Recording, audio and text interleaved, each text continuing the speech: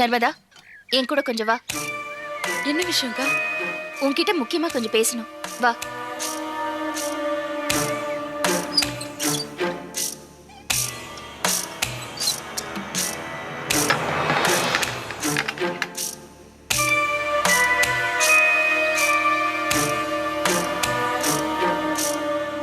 என்னக்கா?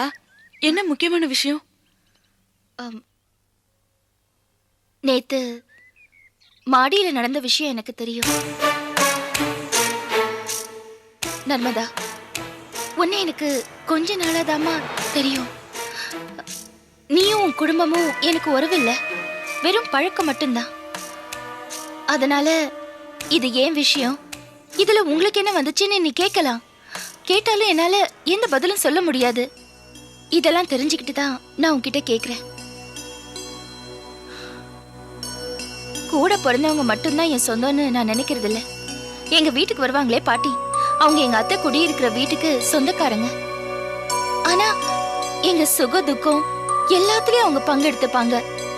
ஏன்னா அவங்களுக்கு எங்களுக்கும் நடுவுல இருக்கிற உறவு அப்படி. எனக்கும் உங்க குடும்பத்து மேல அப்படி ஒரு அக்கறை இருக்கு. அந்த அக்கறையில தான் கேக்குறேன். என்னம்மா இதெல்லாம்? இதெல்லாம் வேண்டாம்மா. ஏன் அப்படி சொல்றீங்க? அனுபவம் தான்மா. நான் லவ் பண்ணதில்ல. ஆனா எனக்கு ரொம்ப வேண்டியவங்க லவ்ல மாட்டிட்டு இருக்காங்க. அதனால பட்ட அத்தனை கஷ்டங்களும் அவங்க அனுபவிச்சுட்டு தான் இருக்காங்க. அவங்க அழும்போதெல்லாம் நானும் சேர்ந்து அழுதுட்டு தான் இருக்கேன். அதனாலதான் சொல்றேன், வேண்டாம்மா. உங்க அம்மா பாவம் இல்லையா? அக்கா, நான் லவ் பண்றவரு ரொம்ப நல்லவரு. அவரால எந்த பிரச்சனையும் வராது. இப்படிதான் இப்படிதான் லவ் பண்றவங்க நல்லவங்க நம்பித்தான் எல்லா பொண்ணுங்களும் லவ் பண்றாங்க. ஆனா அந்த காதல் மயக்கத்துல யார் நல்லவங்க யார் கெட்டவங்க, எது சரி எது தப்புன்னு பார்க்க தோணாது.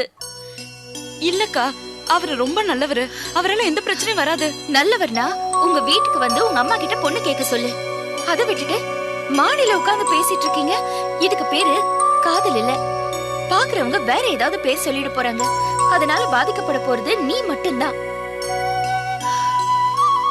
நர்மதா, நான் சொல்றேன்னு உனக்கு கோபம் வரத்தான் செய்யும். ஆனா நல்லா யோசிச்சு பாரு.